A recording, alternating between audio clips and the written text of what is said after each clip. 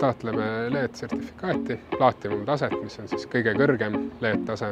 See väljendub nii väga paljude võtete kasutamisest projekteerimises kui ka siis ehituses. Kuule, aga lähme vaatame siis sisse ka, et mulle küll meeldivad need fassaadid, aga tegelikult see sisedisain huvitab mind. Lähme vaatame sauna.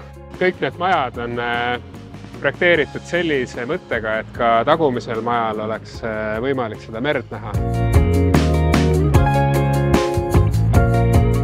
Inimesed saavad siin kasutada erinevaid trenažööre, hantleid, ronimisseinu ja kogu selle trennisaali saab avada, tühjaks lükata, meil tuleb siia köök ja kui siit üles vaadata, siis tegelikult pääseb siia ligi ka väljast, et võib täitsa rattaga sõita siit alla.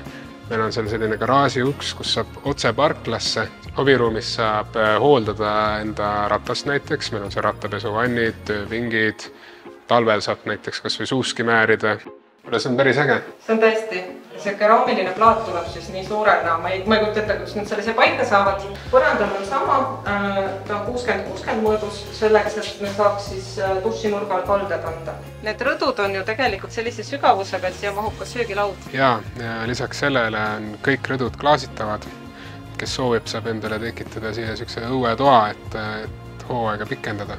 See must laudis on päris stiilne. Jah, see on must harjatud lepp.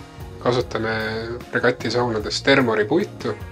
Lisaks on meil igas saunas on Huumi auhinnatud elektrikeris. Ma olen ise ka väga suur sauna inimene ja mulle väga meeldivad regatisaunad. Me oleme iga sauna planeeringule väga palju aega pühendunud. Siia sauna mahub 6-8 inimest. Ja lapsed vanasti istusid seal all. Jah, täna ka.